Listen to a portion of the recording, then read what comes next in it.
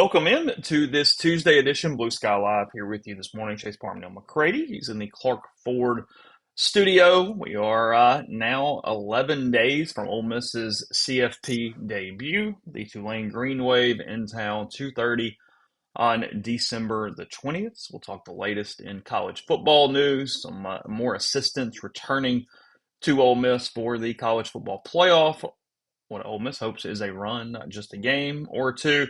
And then quite the kerfuffle going on through the media with the ACC and Notre Dame right now. So a few different topics coming up here on today's show. A show brought to you every day by Blue Sky locations throughout the state of Mississippi, up and down I-55, throughout North Mississippi as well. They take care of you with all the Sweet Daddy stops that they have available, including in their new location there in Grenada. I saw it with my own eyes a few weeks ago. They've got the new fill-up and car wash in Byram, and wherever you are in the state of Mississippi, a Blue Sky close by to get you where you need to go and fill you up in the process. And again, Neal over there in the Clark Ford studio.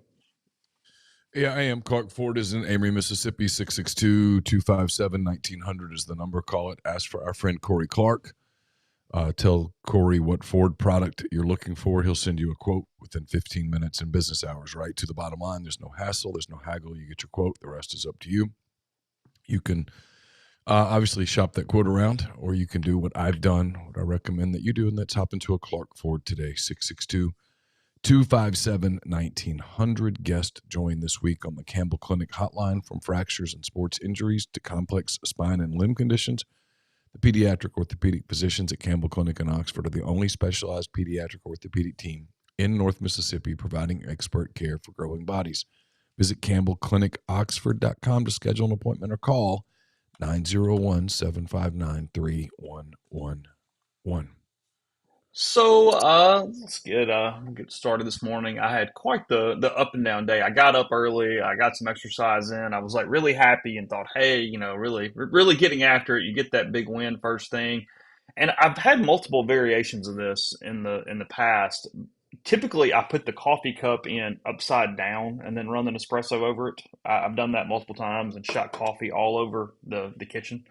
Today, I didn't even put a cup in. I literally just hit the Nespresso button and started the entire machine without putting a cup under the faucet to the Nespresso. I'm trying to think if I've ever done that before. I think I have. I've never put the cup in upside down. Well, these white, I use a lot of these MPW Digital mugs from back in the day, and I know it sounds dumb, but you can kind of get fooled a little bit just because you see the bottom when it's kind of dark. I don't turn all the lights on. I've just got the ones on under the counter, and yeah, it's right there. But today, just straight up, no cup, nothing. Hit the button. And pro tip: the little reservoir does not hold a full cup of coffee. It holds about half an ounce to an ounce before it goes everywhere else. So just heads up My, in case you're an idiot like me. my Wara Ring, one of the updated features is they keep you updated on your amount of sleep debt. Mm-hmm. And my sleep debt's still really high from the last, frankly, 7 weeks. And I'm like hitting a point. I told Laura yesterday. I'm hitting a point where I can feel it. Like the schedule has been. Don't get me wrong. I'm not complaining. I'd rather cover a team that makes the playoffs than a team that doesn't. It makes it a lot easier. But I will say that assuming Ole Miss wins on December 20th, this might be news to you, but I think we have to take a little time the week of Christmas and just turn it off. Well, because we started doing a little bit of math for some other stuff and went, "Whoa, this is about to get Yeah. potentially really busy for a bit." Well, and I think it's a thing in our field where everyone's so. You see this with a lot of people who podcast and stuff. They're so afraid to take a day off, and like the 22nd, 23rd, 24th, those are days that there are going to be people who are on our beat who are going to just grind through it, and I'm determining myself to not be one of those people this time. Yeah. Matthew, thanks for the Venmo. Says Chase, can you find out from the grounds crew what's being done to the actual grass to play a game in December? Thanks. Yeah, it's actually a good tip there. I don't know. I don't know what they're doing differently as the weather changes. You would because I mean your a golf course would be moving to Rye from Bermuda during the cold weather, so I don't know I don't know what would be happening there. It's a good question. I don't know. That, That's that not is my good. area. I don't even. I'm not sure I'd even know who to ask. Yeah, I don't know who's over the field for football and stuff like that.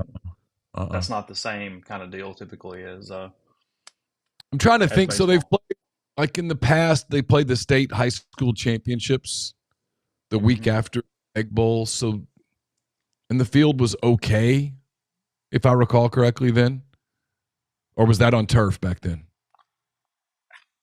I don't know. Yeah, I think they have played the state championships on natural grass. So, yeah, I think so too. And if that's the case, it's probably still going to be okay in 11 days. I mean, it's not going to be awesome. It's not going to look amazing, but it's going to be fine, I think. Yeah, it's not going to be September the 5th or whatever, but Yeah. Did you see Matt Campbell got introduced as Penn State's coach yesterday and he walked out? Matt Campbell, who's been coaching college football since long time. a long time. So he's been successful. So he's had a lot of 13 game seasons. So I'm going to assume in those 13 games he's been to stadiums. That's just an assumption I'm making. Here we go. Okay. They open the gates and he walks out into Penn State, looks around with his wife. Just let's like, what are we? I don't understand that one.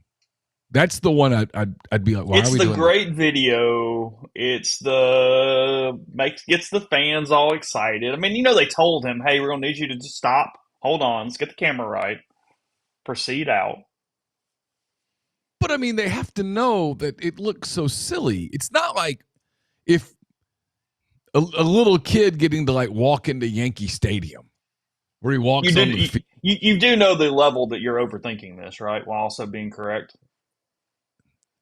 I think it relates to the conversation you and I had before we Yeah. started, where yes, I feel like an alien sometimes watching it. Just it's. Did you send John a text and ask him how mesmerized he was by the swamp because the video made him look like he was quite mesmerized as he walked through the swamp?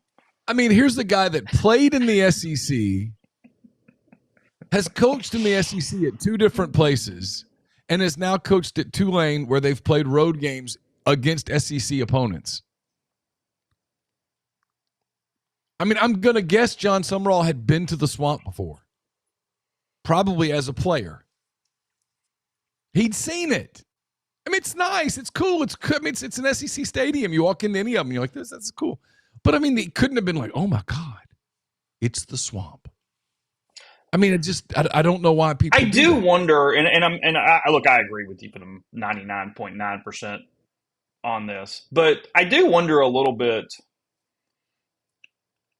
Do they have emotions because they got the big job? You know what I mean? This is my stadium. You've reached the pinnacle in some ways, and it's a tangible situation around that. I don't know. I'm just merely posing that as we're having the conversation. But I do kind of wonder if that is playing into some regard. It could be, and that makes more sense. And sometimes almost, I don't know. It doesn't bother me. I just look at them and think, there's probably a better way to express this than the coach walking I don't think around. Pete did it. No. I mean, hey, wow, look at this stadium. I've coached in it for the last several years. I was in Alabama before that. I mean, what are we doing? It's just silly. It's silly. Yeah. I think Pete more closely aligns with the way that you and I think than a lot of these other people do.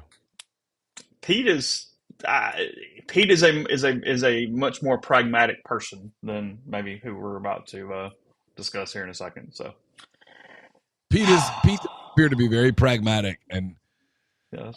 I find that to be refreshing. As someone who has been told here recently that I'm, quote, too pragmatic, I appreciate his pragmatism. Can you be too pragmatic? Is that something that's an overabundance? I've been accused of being a few things here the last few days where I guess if you're over pragmatic, you don't allow emotion in at all. So there's probably a balance on at least having some level of emotion just as a human, maybe. yeah, and I don't. I'm not devoid of emotion. I have lots of emotion. In fact, I'm probably more emotional in my 50s than I ever was before. You But are more emotional than people realize as oh, somebody who's far, known you for a long time.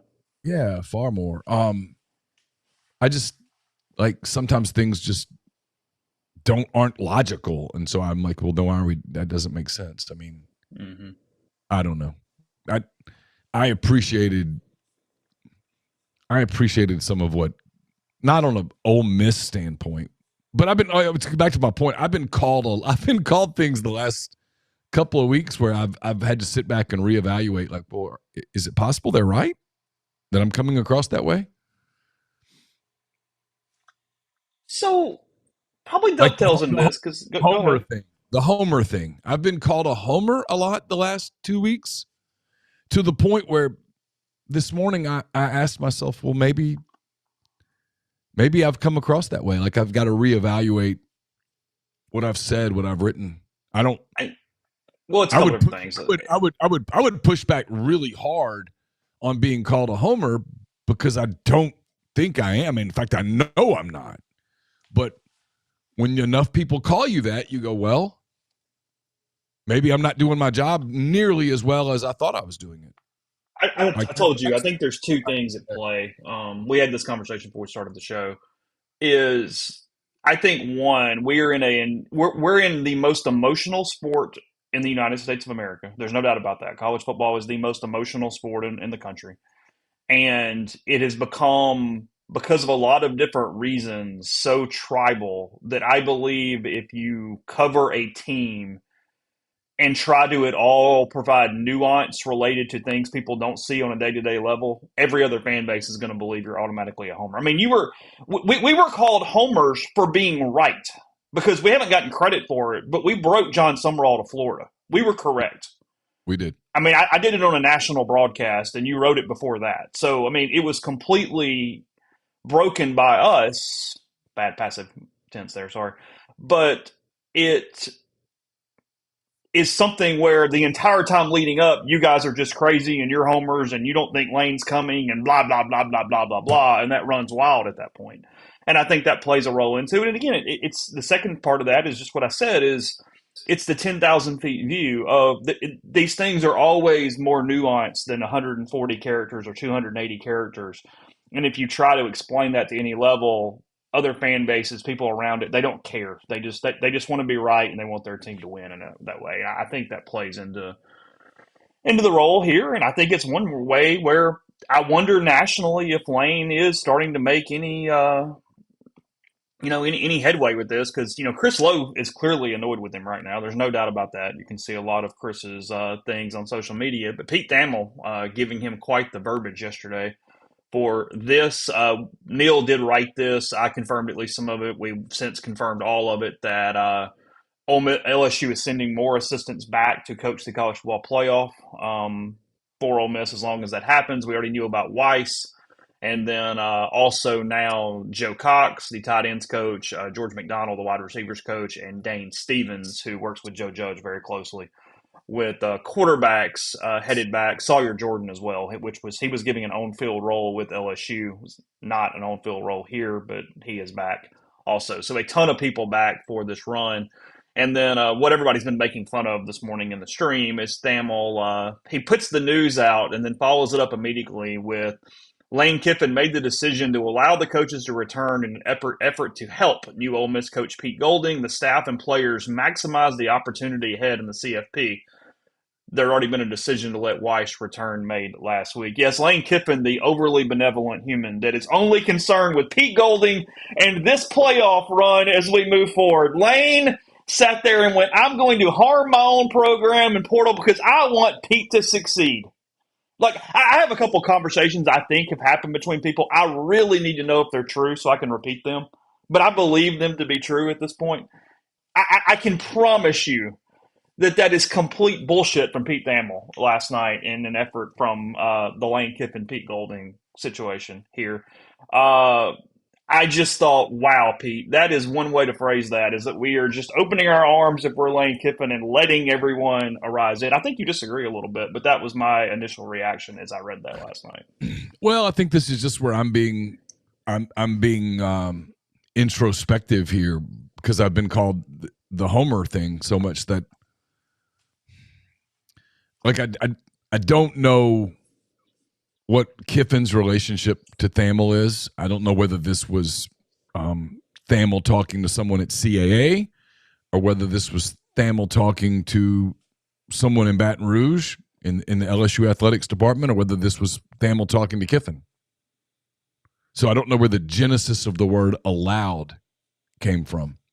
Mm-hmm. So I'm trying to look at this like completely logically without launching into sarcasm. I'm having a hard time with it because the word allow is just so easy to make fun of. Most of those coaches, and I'm going to be careful because I can't speak to this on every specific one. Mm-hmm. An LSU writer yesterday was like, hey, can you get me Charlie Weiss's number? I was going to see if he'll do my radio show. And I was like, dude, we didn't talk to Charlie Weiss. I mean, unless you had kids or something in the same circles with him, you never met Charlie Weiss. Covered him, but I've never met in a one-on-one setting. I've never met him in my entire life. I mean, I don't have his number, and he's not going to do your show. I'll tell you that now. I mean, I'll save you the trouble. So, but like, I don't know what McDonald's situation was, or Sawyer, what's his name? Sawyer Jordan. Sawyer Jordan. Yeah. I don't know what their individual agreements were. Those guys got on a plane because it's my understanding, and I can't confirm this, but it's my understanding that Lane gave them an ultimatum on that Sunday. If you want a job with me at LSU, you'll be on this plane. Now, correct. Did that mean that once you get on this plane, your tenure at Ole Miss is over? Or was it understood that, hey, at some point after we get settled in, you'll go back and help them coach the bowl game and finish the season so that you don't have this stain on your career? I don't know the answer to that. But Pete seemed to confirm that. I mean, Pete said that was all of them. Like, they left town with me knowing they were coming back. I mean, again, right. I don't know what's exactly true, but that is what Pete said on whatever day that was now, Sunday. And on Sunday, Pete did not appear to have any sense of urgency about bringing other coaches in to prepare for this game. So that would lend one to believe. And again, I don't have this like confirmed where I'm like, yes, this is exactly what happened. But it logically, pragmatically tells me that that was agreed to before those men got on the airplane to fly to Baton Rouge. Again, I don't know that. That's what it looks like. And if that's the case, then Lane wouldn't be allowing them to come back to Oxford and coach the game. That would have been previously agreed to. And this would be like, hey, I booked a flight to Minnesota 3 months ago, and now the date of the flight has arrived, and I'm getting on the plane that I booked months ago. They are allowing me to get on the plane. Yes, they are, because we had that. Yeah. Quid pro quo agreement. Yeah, we had an agreement. I booked the flight. I gave you my funds in American dollars, and now it's time for you to, there's the plane, and I'm getting on it. And, right? I mean, I don't really know why this.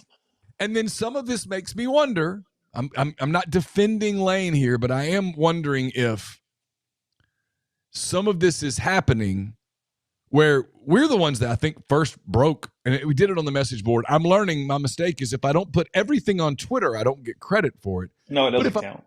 But if I put everything on Twitter, why are people subscribing to our site? I want you to subscribe to the site. And therefore, one of the benefits of that is I'm going to give you news when we hear it. And so I put it there. I don't really care about the credit. Should we get trophies made for the things we've broken and just put them on that table back there behind you? And they can just sit there and go, we didn't tweet these, but here are the trophies. It would be funny. Okay. I don't, it's, I'm at a point in my life probably not even career, but just life, where I don't really give a damn about credit anymore. Just I probably should. I don't. It doesn't matter to me. I could go into a really deep conversation here, but I won't. I won't put anybody through that. But it's possible that Thamel and them, because this is so rare, that they are using words that nobody at CAA or LSU or associated with Lane Kiffin used. It's possible that Thamel pulled the word aloud out on his own. It is. I don't know this. I don't know. So I don't want to be the guy that sits here and goes on some rip Lane Kiffin rant if it's possible. And I think it is possible that he did this at all. Yeah, it's a microcosm of a much larger thing that Lane has simply lost benefit of the doubt. I don't know what actually happened or didn't happen, but anybody making fun is because he's completely lost benefit of the doubt. I mean, even I can't say for sure, but if you told me to completely guess, I think that was a photo op with the dog this week. Like that was easy to take even out of context of how it was sitting at the time. I mean, come on. So that's what I believe. You can stop. That's fine. I tend to agree. Yes. Based on things, which tells you that if that's right, to defend Thamel for a moment, if you made me bet which way, I'd probably bet the other way, because Kiffin appears to be very concerned.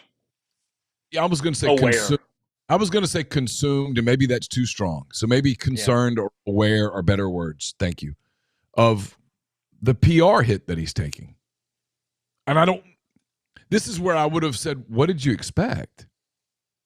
And I think what he would have said is, I think his answer to what did I expect was, well, of course I took the LSU job. Mm-hmm. No, I know.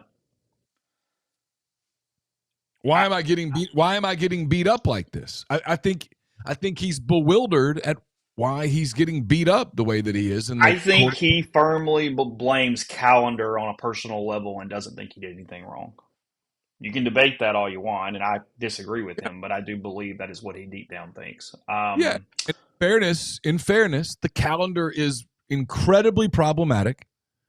We're seeing this with the bowls, where these bowl games are going to die. Had people going, man, you and Chase got at it about bowls. I'm like, no, we didn't. We just have a disagreement. It's okay. We're not fighting. I hope I'm wrong and you're right. I hope the bowls don't die. They've been a huge part of. I remember being a little kid in Ruston, Louisiana, watching the Bluebonnet Bowl on New Year's Eve in the Astrodome. I mean, bowls are part of the college football landscape, or have been for the longest time. Oh, yeah. And, the thought of all the bowl games just dying. I mean, I remember covering. That sucks. Yeah, I covered the Mobile, whatever it was called at the time, the bowl game in Mobile. It was East Carolina and Marshall, and it was one of the best games I've ever seen in my life. Was that Byron Leftwich or David Garrard or somebody like that? I think it was both of them, and it was a fantastic football game. Okay. I remember going to TCU to cover TCU as a beat writer for basically a week when they were getting ready to play in the first Mobile game, and it was LaDainian Tomlinson and those guys, and Dennis Franchione could not have been nicer to me. I mean, a lot of my memories are bowl games. I covered the T. Martin's last game in Tempe when it was the year after Tennessee had won the title, and they were playing Nebraska in the Fiesta Bowl when it was January 2nd of 2000, where the calendar was turning to 2000, and you waited for the world to end or whatever it was going to do that night. And I mean, I remember a lot of things based on bowl games. So bowl games dying off sucks. That was the 2001 GMAC Bowl, yes, with Leftwich and Gerard. There you go. But I do think those games are dying off because of the calendar. So, I mean, Lane's not wrong when he points out that the calendar is really screwed up. He's not wrong. I do think there was an opportunity for him to be the sort of the spokesperson, ambassador for the sport and do the right thing at the same time. He chose not to do that, which is his decision. But I do think one of the consequences of that is that his public image has declined precipitously for at least temporarily. Yeah. We'll be back in a second. First, tell you about Indy Spark, the fastest, most reliable fiber internet option available, where you're streaming the Rebels or connecting with family and friends. They offer both residential and business packages with speeds up to 2 gigabits. To learn more, register for service. That's indyspark.com. IndySpark, get connected, stay local. And Wicked Brew, I'll get to your super chat right after this break. Hey, if you're looking for a place to stay for the college football playoff, you don't want to pay the Oxford prices because they're pretty exorbitant right now. Chase is going to rent his house out and make all the Christmas money. I mean, look, there probably is a number, guys. So, I mean, I'm just saying. There's usually a number for anything, right? Yeah. I mean, everybody has a price. There's anyway, if you don't want to pay Oxford prices, but you're looking for an affordable, clean, safe place to stay for the CFP on December 20th versus Tulane, check out the Hilton Garden Inn in Tupelo. It's at 363 East Main Street in the heart of downtown Tupelo, the Hilton Garden Inn. It's just 55 miles to Vaught-Hemingway Stadium. Right now, they have discounted Hilton honors rates for less than $200 a night. You don't have to do a 2-night minimum. If you're interested, you can call them directly, 662-718-5500. Please tell them that you heard about it at Rebels 24/7 or here on MPW Digital.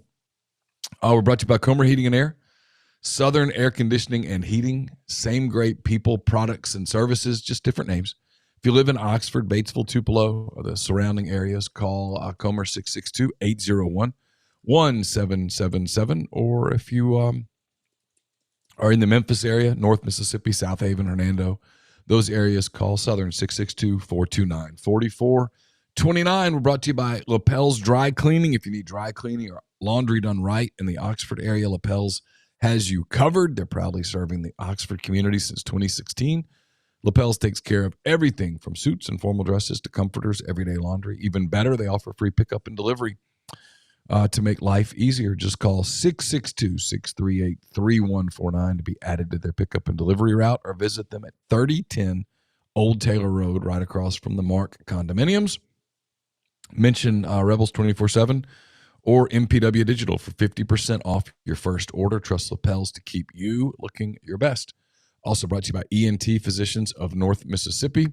As the largest private ENT practice in the state, their goal is simple: delivering fast, expert, comprehensive care for patients of all ages with ENT, allergy, sinus, dizziness, balance, and voice-related needs. With same-day or next-day appointments with ENT urgent care for that annoying cough or sore throat, in-office CT scans, and same-day allergy testing, and access to their comprehensive audiology team offering a full range of services from hearing aids and custom hearing protection to potential surgical options. ENT Physicians of North Mississippi are committed to removing barriers to care. They now have new locations in New Albany and Starkville, in addition to Tupelo, Corinth, and more. It's entnorthmississippi.com or call 662-844-6513. My 10 weekend thoughts are up at Rebels 24/7, and they're brought to you by Andrew Seago, Seago Wealth Management. Are you retiring soon? How long should you wait to take Social Security? What accounts should you pull from first? Are you already retired? Should you consider Roth conversions? These are just some of the questions that can only be answered with the personalized retirement income plan. Andrew Seago with Seago Wealth Management specializes in helping folks just like you come up with their retirement game plan. Whether you meet at his office in Collierville or prefer Zoom from anywhere, schedule a free discovery meeting and see what they can do for you. It's rebelsretire.com.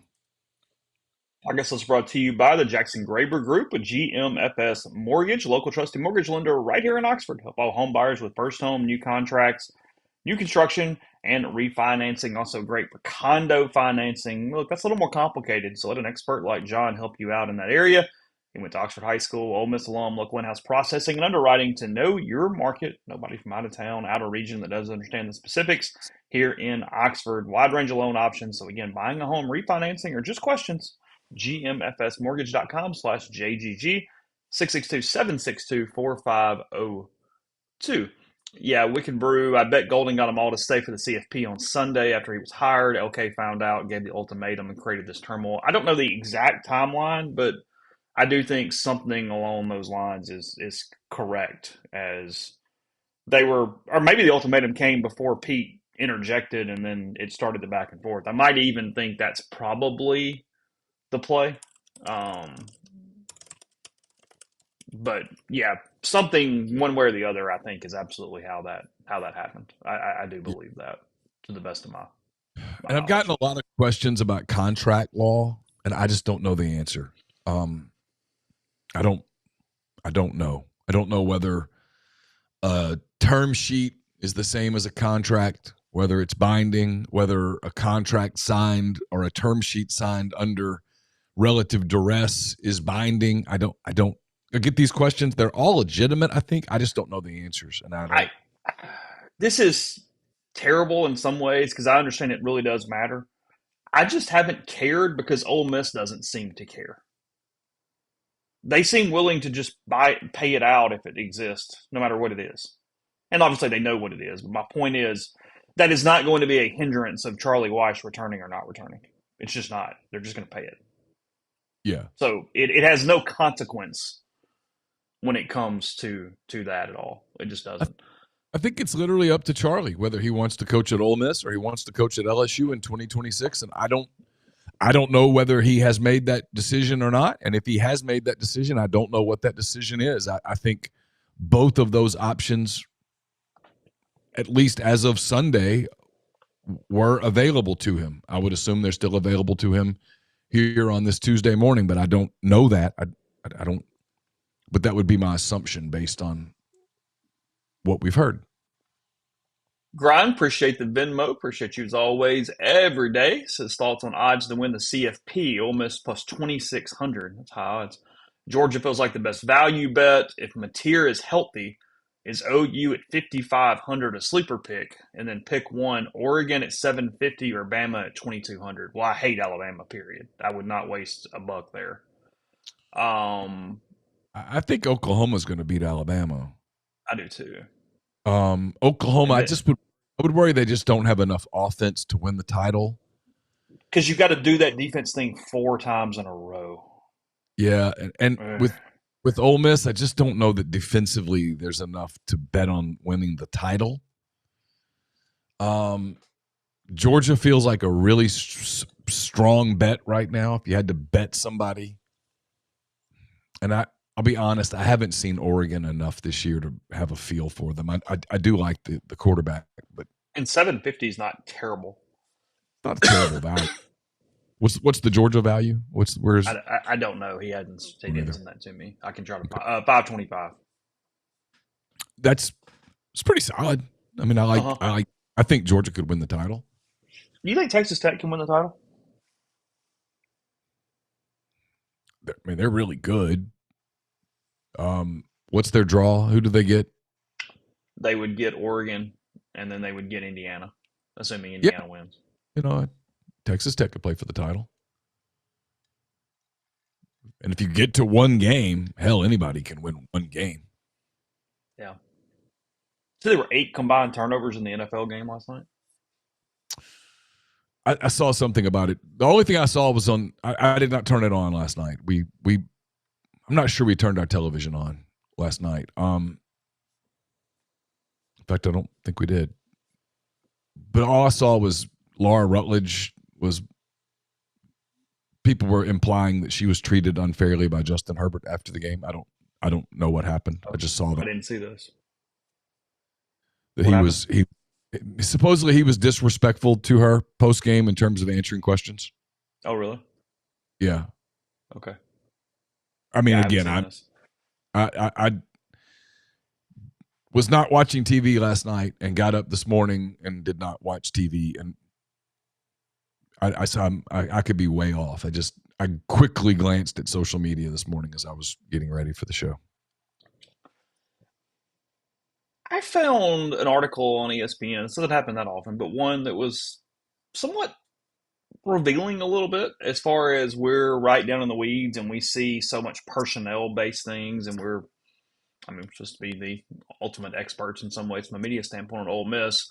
Bill Connolly had a couple thoughts on. So he did an article that was why every team will and will not win the CFP. Pretty common preview stuff that happens. But I thought this was fairly interesting. I'm gonna read through a little bit of it. I'm not gonna read it verbatim because I'm not gonna bore everybody with that. But I do think this is interesting. So he has Ole Miss seated exactly correct. He has them the number 6 favorite to win the national title, judging draw and SP plus and all that stuff. Says why they win it all. Vengeance and great passing. Now that the weeks of innuendo and Wilbury won't he, but I'm not getting out. I'm just going to skip that part. It doesn't matter. I want to talk about numbers. Okay. All right. This is interesting. The Rebels' defense regressed from last year's level, but it defends the pass well and has allowed more than 26 points only twice. When you almost never score fewer than 26 points, only twice all year, that puts you in a pretty good place. Ole Miss hogs the ball and wears opponents down with a solid but unspectacular run game, 74th in yards per carry, not including sacks. And when it's time for Trinidad Chambliss to pass, he does something great. Chambliss is 5th in total QBR. The Rebs are 6th in passing success rate and 8th in yards per dropback. 23.1% of their completions have gained at least 20 yards, which is 4th nationally.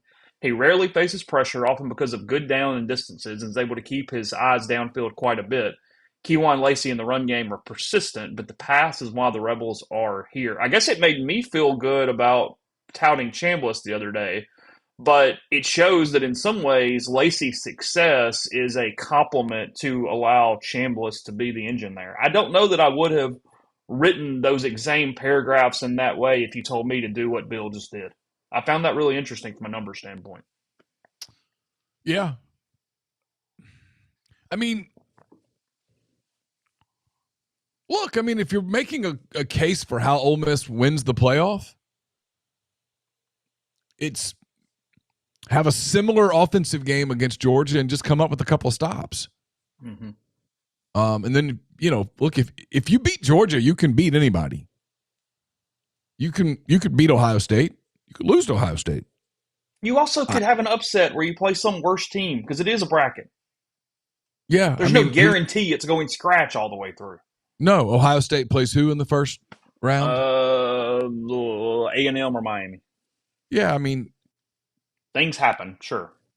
Sure. Well, last year the teams that got by struggled. They all lost, actually. Because you have that long layoff. And both Ole Miss and Tulane have been through some stuff, right? Everybody hasn't been locked in on football the last. When was the Egg Bowl? November the 28th? Sure, sounds good. So it's been 11 days since. God, it's crazy, man. It feels like a month ago. Tulane has played a championship game, so they're a little fresher, but at the same time, they may be a little more beat up, and they've dealt with all the Summerall stuff. And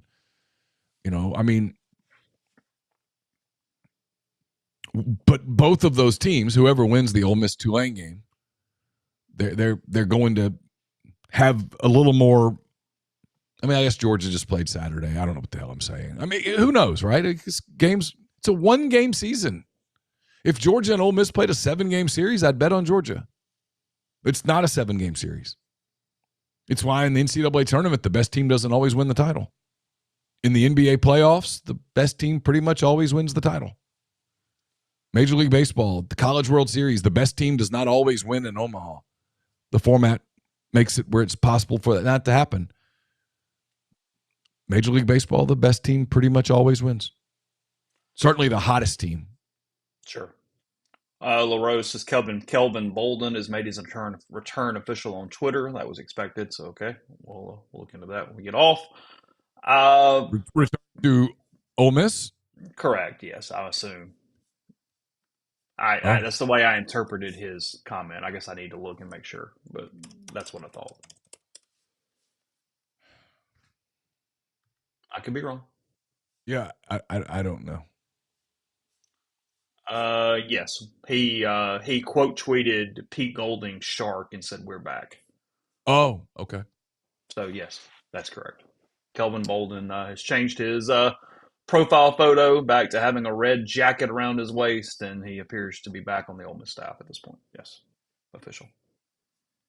So, boy, that game, a couple of them. Go ahead. That LSU Ole Miss game in Vaught Hemingway. Ooh, boy. God almighty. I mean, you will never be able to make fun of people who watch like Housewives of Beverly Hills again. Yeah. You'll just have to stop with that. You're gonna have to find something else to make fun of because that game will be about everything except football. Just the sheer drama of it is going to be fascinating. The two things that Bill is not accounting for in the run game for Ole Miss is number one, Lacey is such an elite pass blocker that is a lot of the reason why Chambliss has the ability to step up and clean pockets and throw. And two, he has so many yards after contact. It's 900 of his 1,300 are after contact. There's just things there with Lacey that aren't showing. Look, so. I think Kewan Lacey deserved to be in New York. I think he's one of the casualties of all the Kiffin drama. You think it's Chambliss. I think it's Lacey. I think both of us make a valid argument for whoever. But the fact that no one's even talking about the numbers that those two people really put up this year, that it's all about Kiffin. I get it's a video game. I understand that. I'm completely admitting the context of the video game. EA Sports put up the top 15 running backs in the country last night and did not include Lacey. It's wild. Yes. But there's only so much attention that something can get. That's why you can't be a diehard of like 4 sports teams. You don't have the emotional capital. No. And so if you're a national person and you're just trying to keep up, all you thought about this year with Ole Miss was Kiffin. From the Georgia game on, it was an incessant topic of conversation. And now we know, I don't know if this has been reported or not, people very close to Kiffin were telling people around the Ole Miss program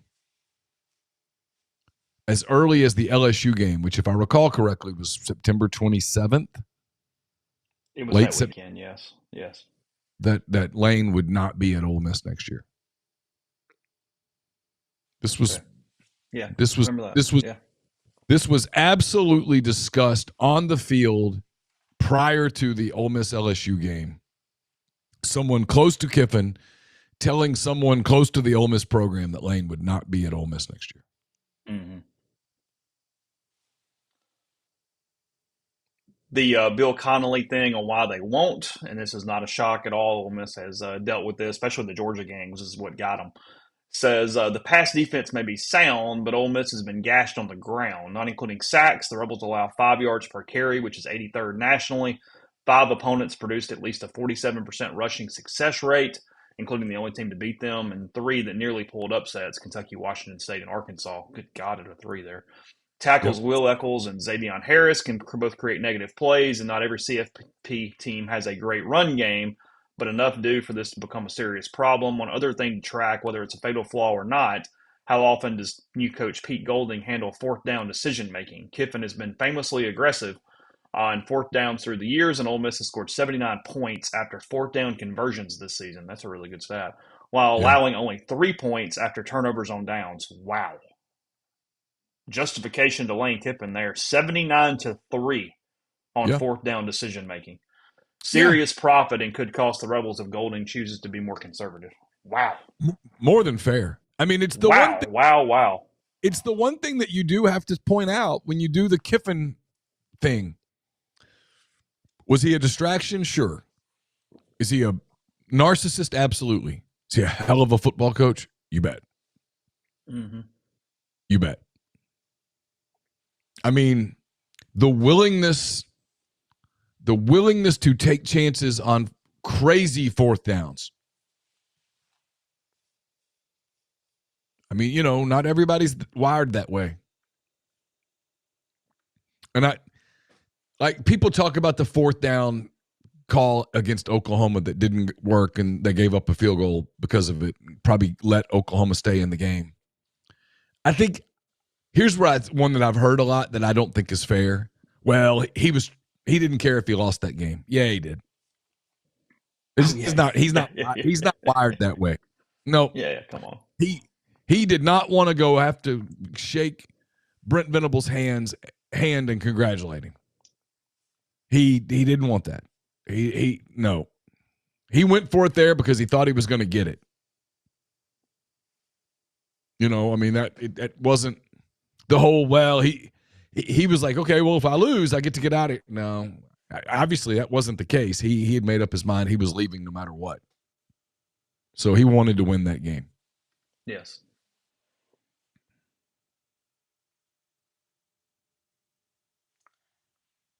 I mean, you know, Cal is having a hard time reconciling the strong Kiffin LSU narrative that he's letting Weiss and offensive staff coach through the playoffs, with some maybe staying permanently. I mean, he can't hold people hostage. I mean, at the end of the day,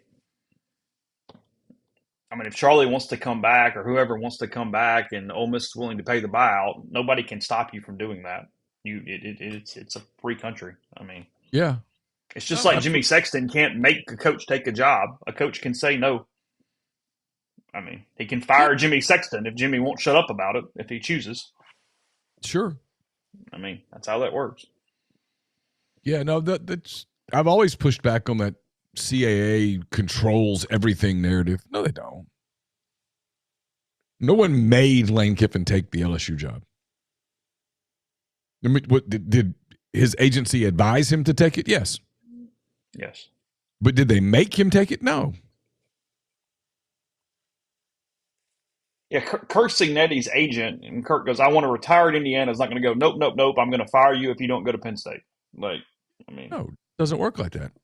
It just, that's not how it works. If you want to say that you think CAA is bad for the sport, sure, go for it. But ultimately, the coaches make their own decisions. Yeah. Nathan, thanks for Super Chat. Is there a bigger play this year than the 4th and 7 against Florida where Trinidad catches the deflected pass and runs for 8 yards? That's hellaciously up there. Yeah. I mean, the fumble against Arkansas, to me, is the biggest play of the game. I think so, too, because I think Arkansas was going to score. Yeah, that was about to get really complicated really fast. Oh, and that's early in the season. Like, yeah, no. It's the fumble that TJ Daugherty either caused or recovered or both. I don't remember. He caused it. I can't remember who recovered it. Wyatt Williams recovered it. Who's been excellent this year, by the way. Wyatt Williams has been fantastic for Ole Miss. I mean, it makes you wonder how good ULM would have been if they could have kept Ahmad Hardy and Wyatt Williams. I mean, I'm only half joking. Well, they would have been better. There's no doubt about that. Two pretty good Sun Belt players, I'll tell you that. I mean, Ahmad Hardy had quite the season. I don't know. You know, it's that was the play of the year, though, because if he doesn't make that play, and you'll never know, right? So people can argue this. Arkansas loves losing games, so maybe Taylor Green throws a pick. Maybe some shit happens. I don't know, but yes, the following is my opinion. Yes, that was the first play after the 2-minute warning. Ole Miss was going to have to start thinking about using their timeouts, and Ole Miss had not consistently stopped Arkansas at all in that game. I think it's likely, in my opinion, that Arkansas would have scored a touchdown inside the final minute. And it's likely that Ole Miss would have won that game. I mean, Arkansas would have won that game had that fumble not occurred. And if Ole Miss had lost to Arkansas, I don't think we're talking about playoffs today. No, of course not. I don't either. Because I think there's so many reasons why. Yeah. The season just takes on a completely different tone at that point. Yes. Brandon, thanks for Super Chat. You think Lane will push the narrative that Lacey and Chambliss are ignored because Ole Miss isn't a big time enough? I don't think so. I mean, maybe internally, but I think Lane's about to shut up, frankly. I think he wants to move on. Yeah, I think so. Could be wrong, but I think so. I think so. He's kind of stopped with this. Look, I don't think he loves the idea of everyone hating him. I mean, I think that's obvious based on his actions that, you know, he's worried about what people like me say. So, I mean, he's very clearly bothered by the the national narrative that he's this terrible guy. Mm-hmm. No, you're right. Continue in a second. We'll come back and talk a little more college football. But first, tell you that if your home and auto insurance keeps going up, let the folks at the firm, proud Liberty Mutual and Safeco Insurance agency partner, take a look. Founding Ole Miss alum Brian Hayden. They service the entire Southeastern Conference. Let their team of licensed professionals review your insurance needs and put together comprehensive coverages that protect you and your family without breaking the bank. Schedule a consultation by calling 662-236-1101 or emailing staff at thefirmsouth.com. That's 662-236-1101, staff at thefirmsouth.com. Remind me to come back and touch on this Lacey, Chambliss, Kiffin thing in a minute, because I probably have an opinion. I have an opinion that's wildly unpopular, but I think it's one that it's time that we kind of acknowledge as you talk about this sport. So I'll do that in a second. First, we're brought to you by Arnett's Fine Jewelry. It's a fourth-generation jeweler located in the old Lamons building on North Lamar Avenue in Oxford. If you've got jewelry needs, you've got, 16 days till Christmas? You got some time to do some shopping, and they can take care of you. They got everything you could be looking for in Christmas jewelry gifts, stackable diamonds, genuine stone bands, pearls, color stones, diamond jewelry, flexible bangles, diamond pendants, earrings, and much more. It's all there at Arnett's. They want to be your jeweler. We're brought to you by the College Corner. They've got all your college football playoff gear available. If it's not in yet, it's going to be in middle part of this week. They've got 2 locations in Jackson, one in Flowood, one in Ridgeland. They've got the location here in Oxford, of course, right off of Sisk Avenue in the Oxford Commons. And you can also go check them out at collegecornerstore.com. We're also brought to you by Kaiser Flooring. Kick up the cozy in your home this season with new floors from Kaiser Flooring. As certified installers, they're proud to offer a wide range of options, including heated tile. In fact, did you know they even build showers offering a lifetime warranty against leaking? So wherever you stand in your home, stand confidently thanks to the specialists at Kaiser Flooring. Visit Kaiser Flooring in Oxford or Batesville, or check them out online at kaiserflooring.com. Let's see. This is the no, I'm going to skip that one. This is time right now if you want to sign your kid up for OPC basketball. They get started in January.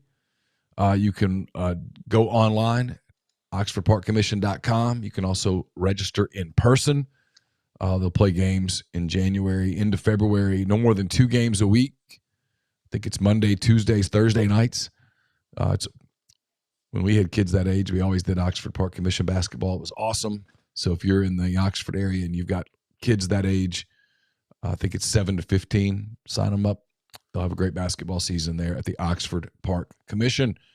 And when you get home from those Park Commission games and your nerves are rattled, and they will be because it's loud, a lot of stuff going on, kid didn't play as much or whatever, just calm down. Have a Coors. Coors Banquet Beer. It's a solution for so many of life's problems, Chase.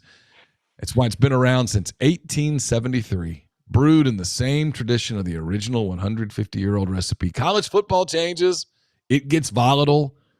Bowl games disappear. Teams don't want to play in bowls. Everything's different than it was. If you just need stability, Coors.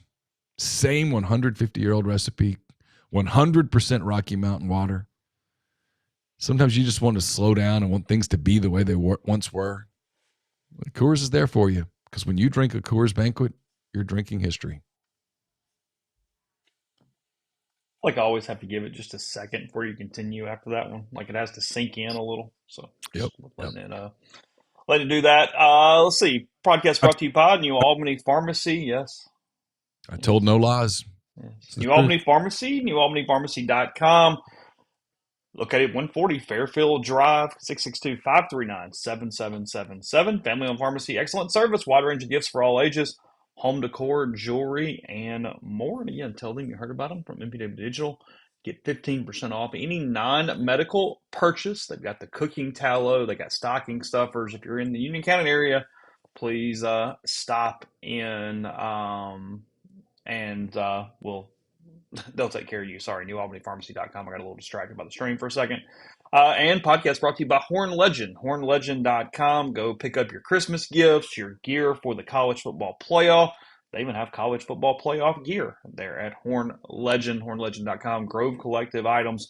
The jackets are fantastic for men and women. The new vest, the quarter zips, tons of options. We wear it almost every single day. Got it on right here with a polo. So again, HornLegend.com. Tower said Moscona now reporting Weiss signed an MOU with a non-compete clause. I mean, Ole Miss would know that by now. My problem with that is if that were the case, and I'm not getting into a back and forth with Matt. I'm simply saying that that is something that Ole Miss would know immediately, and they wouldn't continue to peddle that Charlie had a decision to make. Like it makes no sense. So, Just, yeah. Like I said earlier in the show, I don't have any. Unfortunately, I don't know contract law. Yes. And again, yeah, I mean, the non-competes in general. Now, again, I have no idea what anything exactly says. In general, non-competes are not enforceable the way they used to be. They have been made unconstitutional, frankly. So here's my hot take from the Trinidad Kewan Lane conversation.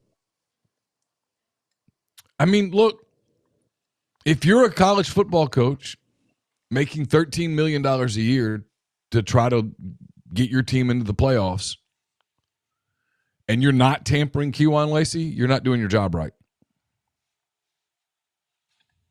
It's simple as that. He's got eligibility left. He's a free agent or a prospective free agent. If you're not at least kicking the tires on what would it take to get him to your program, then you're not doing your job. And that applies to Lane Kiffin at LSU.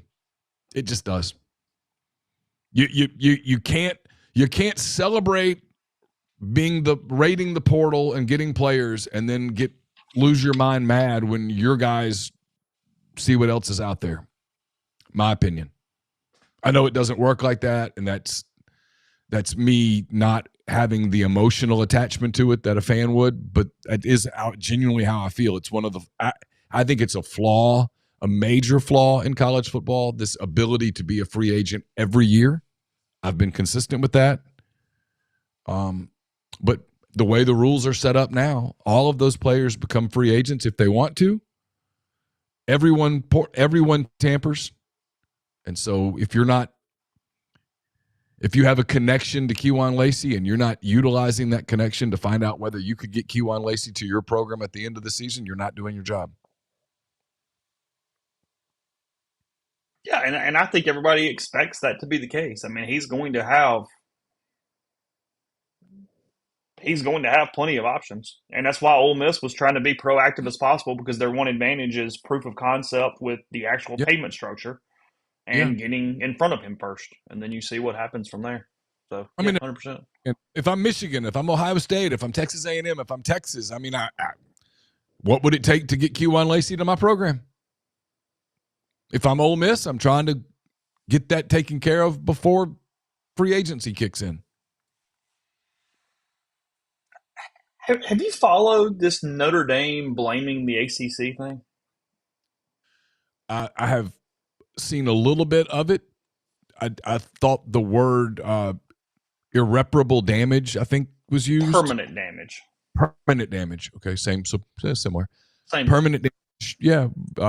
They're now exploring a basketball deal with the Big 12. Well, so I went into this, and I don't have an anti-Notre Dame entry point necessarily, but I do have a hard time of you blaming a conference when you won't freaking join a conference. I get that you have this partnership with the ACC and all that stuff, but you're not a full-fledged member. So your ability to bitch hits a ceiling for me somewhere before the ability if you were a normal conference member. I can't get there. So everything I'm saying is in context of that. So is it Bekbuka? I cannot pronounce his name most of the time. The AD at Notre Dame used to be with the okay. Yeah. He used to be with the PGA of America, I think. But anyway, So, or NBC. Was he with NBC? It's one or the other. I I think don't we know. got There one with used to be NBC. some Okay. baseball players. I think it was Pete Bavacqua and Kurt Bavacqua played in the major leagues when I was a kid, so I know how to Okay. pronounce that name. All right. His quote: "We were mystified by the actions of the conference to attack their biggest, really, partner in football and a member of their conference in 24 other sports. They have certainly done permanent damage to the relationship between the conference and Notre Dame." By the way, real quick, breaking news: we did report that he was in an interview process. It says Ole Miss football finalizing a deal with John David Baker to become its next offensive coordinator. A full story coming from Football Scoop.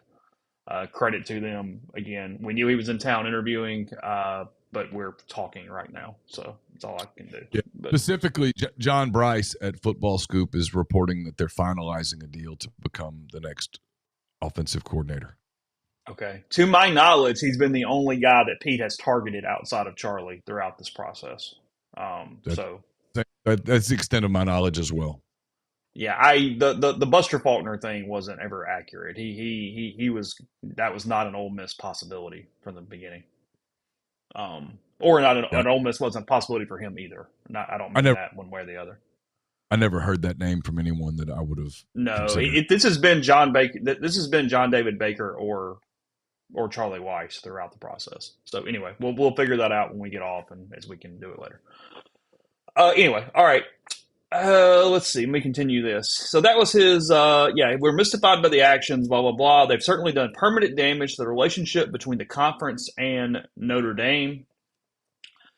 Jim Phillips said said in a statement he stands by its efforts to support and advocate for all 17 of our football playing member institutions. Obviously, they are not in this. Now, here's where the ACC, it's where I got you a little bit, and I'm gonna go. Okay, come on a minute. I got a problem. So one of the reasons why Notre Dame is all worked up is that the ACC football account on Twitter at ACC football. Okay, Okay. they posted a head to head comparison, Team A, Team B, listing a bunch of stats, and then quote tweeted or followed up with it saying no hypotheticals, just facts. Team A, Miami. Team B, Notre Dame. The ACC's argument to that is that that Twitter account is run by ACC Network, whose programming isn't controlled by the conference. Oh, shut up. Like, no. As much as I'm on your side, give me a freaking break. The ACC football account with the ACC Network is not under the purview of the ACC. Shut up. Stop. Sorry. Stop. You lose me there. That's where I stop and go, no. Come on. Look, here's the deal with Notre Dame. There's a lot of history with this, with the Big Ten and Notre Dame and why they don't want to join the Big Ten. There's a lot of history. It goes way back. And I get it. And they don't want to join the ACC full-time because it sucks. They don't want to join the SEC full-time because they just think academically they're above it. And I can't imagine that they want to join the Big 10 full-time, Big 12 full-time. So if you're going to stay independent, for the most part, you get your ass kissed. But there's going to come times when you're the one that gets screwed because there was no way the CFP was going to completely leave the ACC out. The damage would have been too severe. So it happened. It fell exactly the one way that would leave you out. Deal with it. And I don't blame you. I'm in the minority here. AJ, you, Tyler, everybody tells me I'm wrong. So I'm probably wrong. But on first blush, I'm like, I don't care if you opt out of the bowl or not. I don't think any less of Notre Dame for telling the Bulls to kick rocks. I'm in the vast minority.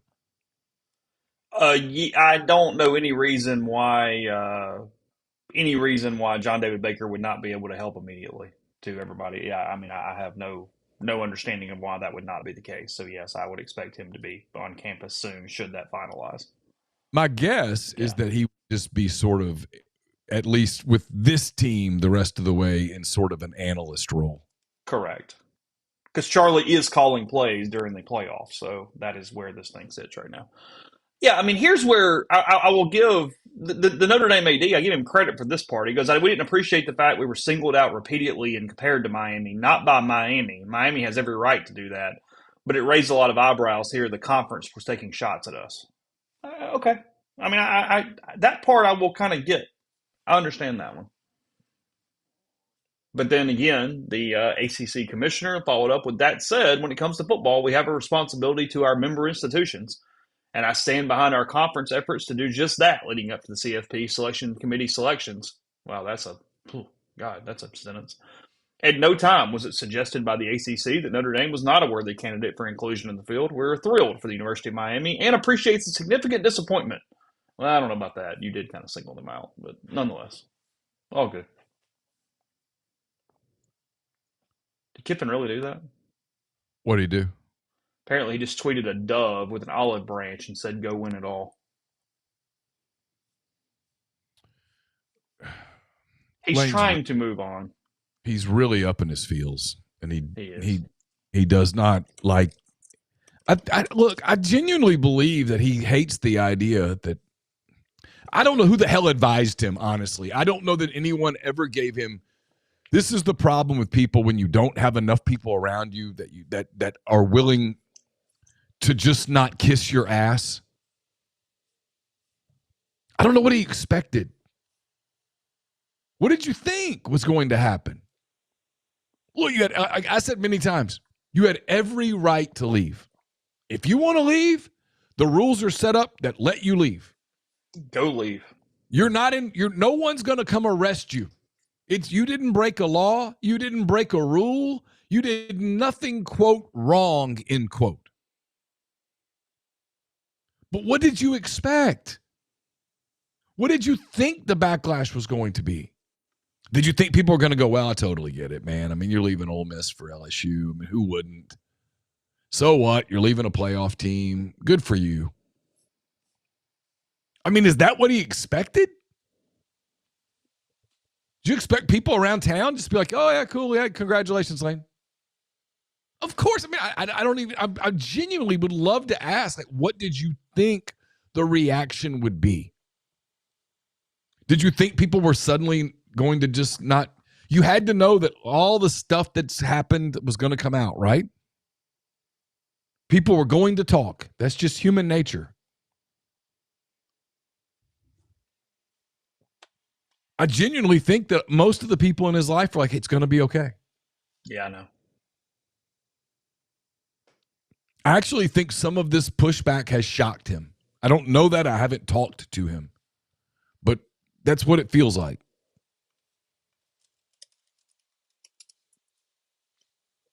What a quick, I guess, props here, because I bring this up a lot, that it hasn't gotten the attention at Ole Miss, that they did start this year with a player being murdered.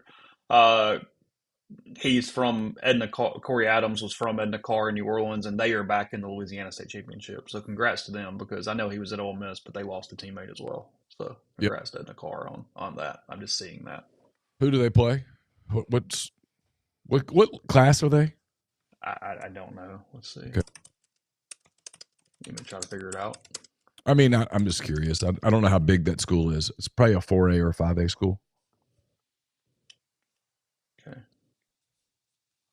I mean, that's my guess. Louisiana State Championship matchups.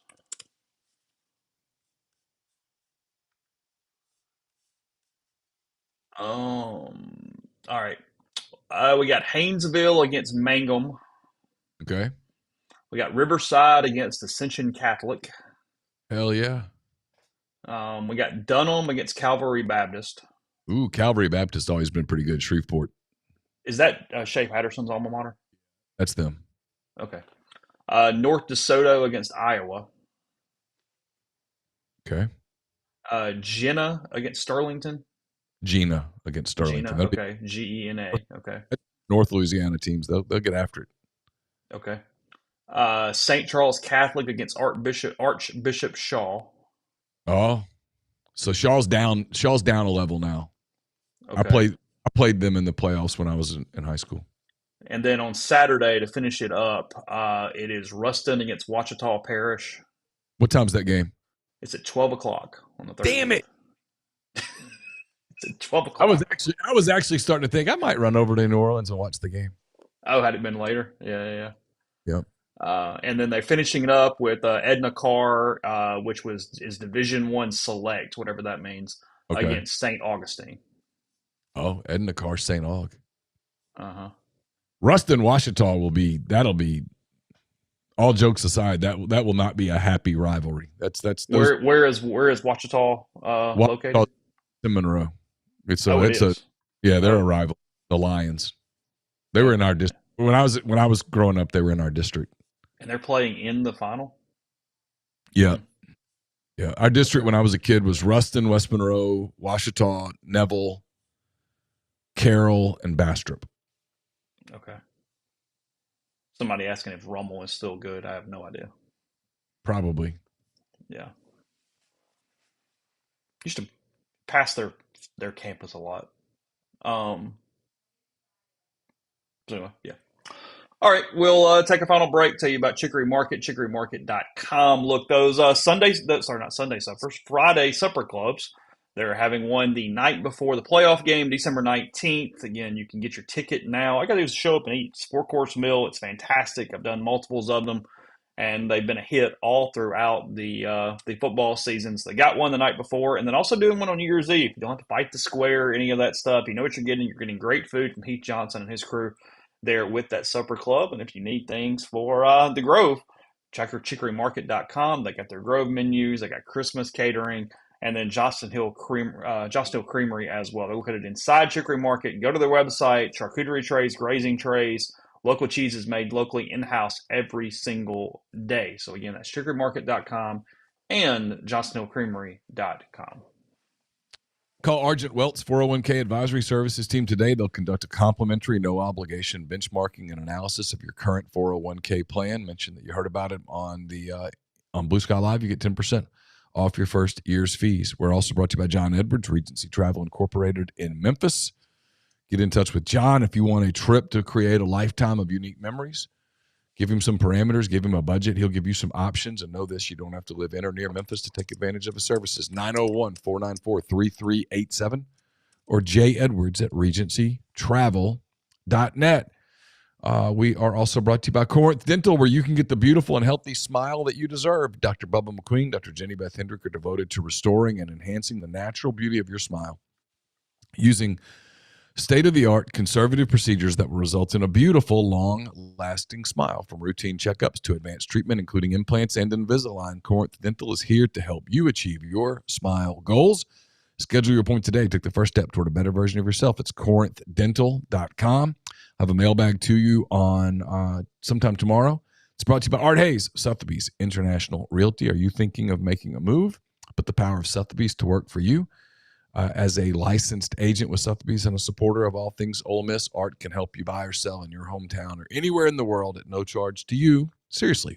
So call and ask Art how. 612-805-5929 or email Art at arthur.hayes@lakesmn.com.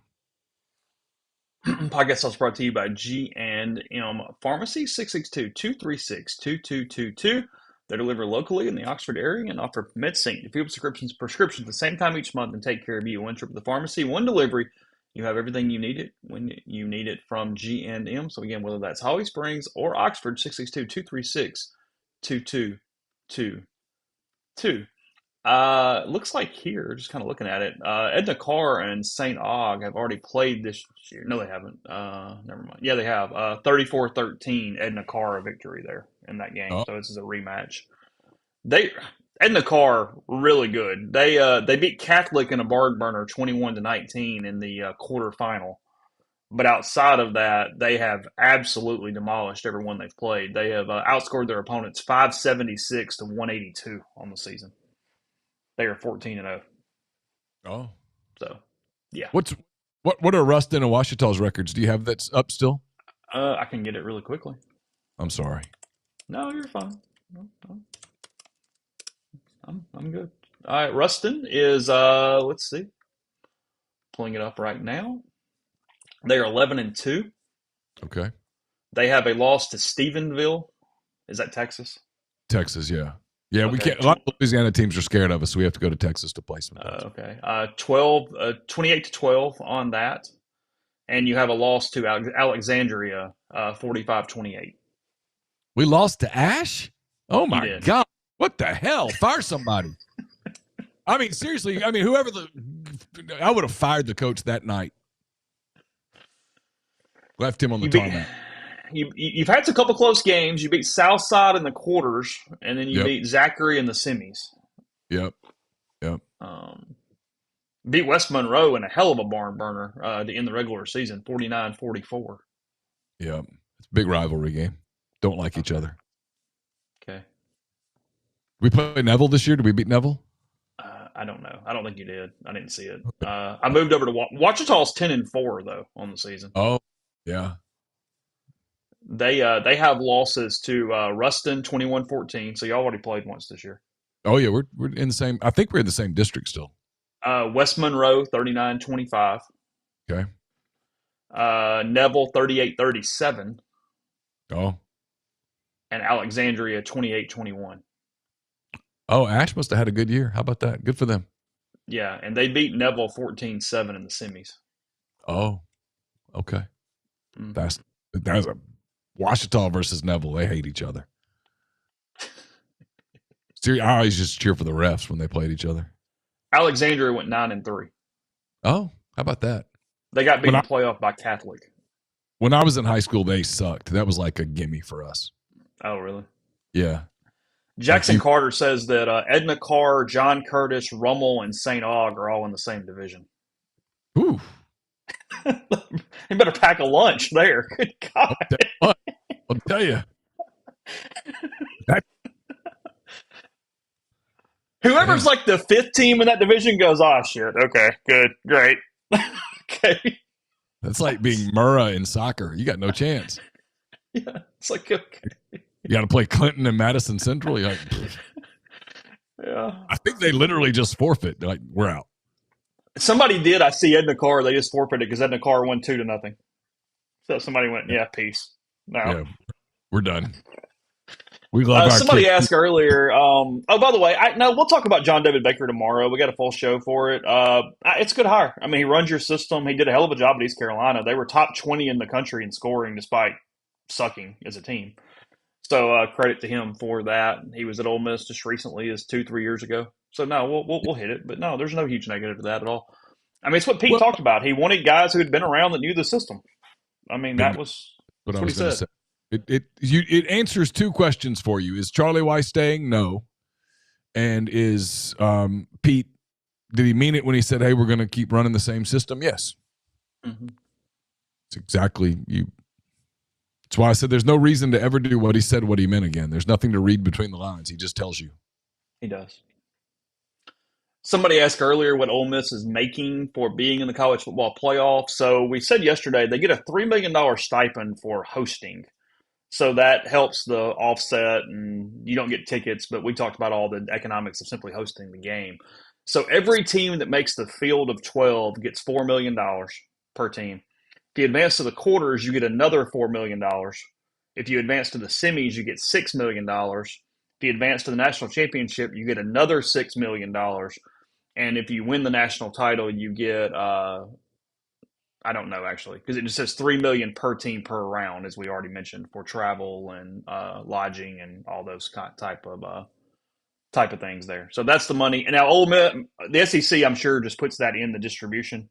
So Ole Miss is not getting that past expenses or however that works. It will be put into the SEC revenue sharing, and that's a big number for the SEC because they got 5 teams in this bad boy. So a lot of dollars coming your way. A lot of money as it moves forward. Yes, that is correct. But that's where it's at. No grind. We'll try to hit it tomorrow. We just didn't really have a chance to get to basketball today.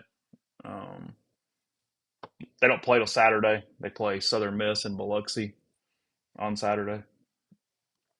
You excited about the NBA Cup, Chase? The quarterfinals get rolling, I think, tonight and tomorrow. You pumped? Has it helped viewership? Does it matter because we have a bracket? People care? The players seem to care. Okay. Because In they all get ser- money, right? yeah, there's money in it, and it's something.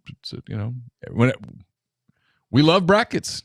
I don't know that We do. viewership has changed. It's still December. No one's really turned their attention to the NBA other than sickos like me. But got a chance to have a fun semifinal round in Vegas.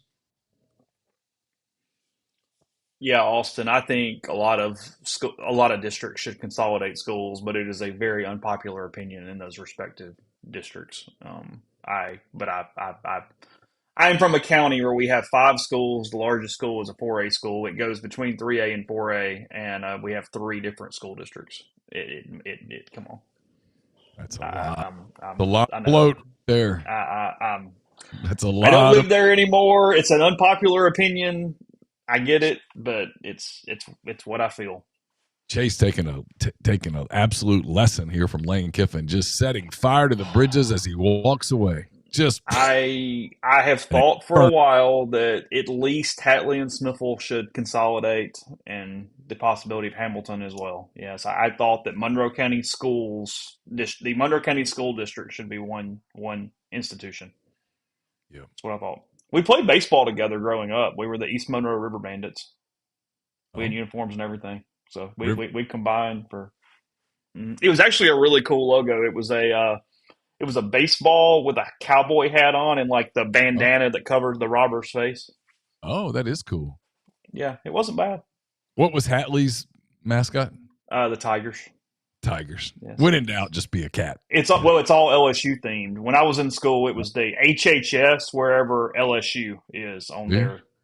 on their things. It's amazing how things come together. That explains your desire just to light fire to something as you leave it. It does. Yeah, yeah. I was looking for maybe I thought maybe I had a photo in here somewhere, but I don't guess I do. Okay, so I know I love that quote, uniforms and everything from Major League. It makes me laugh every time. So I told someone I was in New York and they said, "Where are you from?" And I said, "Mississippi." And they looked at you like that. I said, "Yeah, we got running water and everything these days."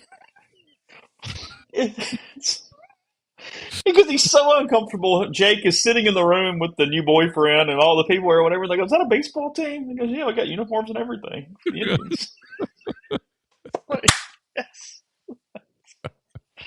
Well, he was. Look, I mean, in all seriousness, it was a brilliant advertising campaign years ago when Mississippi did the yes, we can read. Some of us can even write with all the writers, and yeah, we have shoes. Some of us even have cleats, and it was Walter Payton and Jerry Rice and everything. Like it was actually a phenomenal advertising campaign Yeah, for the state uh, a couple absolutely. decades ago. So, oh boy, let's see. Would y'all do a live show for the LSU and Ole Miss game week next year? Well, I mean, we'll do the normal podcast, God willing, and all. Yes, there will not be a watch party for that game. It's in Oxford. No, God, no. No, no, no, no, no, no, no. No, no, no, no, no, no. No, we're good. So, oh boy. Yeah. All right. We got work to do. John David Baker apparently headed toward Ole Miss. That's being finalized. Kelvin Bolden back. Still have heard nothing negative regarding Austin Thomas, but I don't have an update on that today. So we'll try to get all those things mapped out as the day goes on. Appreciate everybody's super chats. Think I got to all of you. Austin, real quick. Sorry I didn't see you sent one. If I told you North Carolina and Virginia are in the SEC next year, are you surprised? Next year, yes. That's too soon. Down the road, no, not surprised whatsoever. But no, I do not see that happening next year at all. That's kind of where I am on that. So appreciate everybody, all of you. Good crowd, great fun here today, and we'll talk to you again tomorrow. Take care.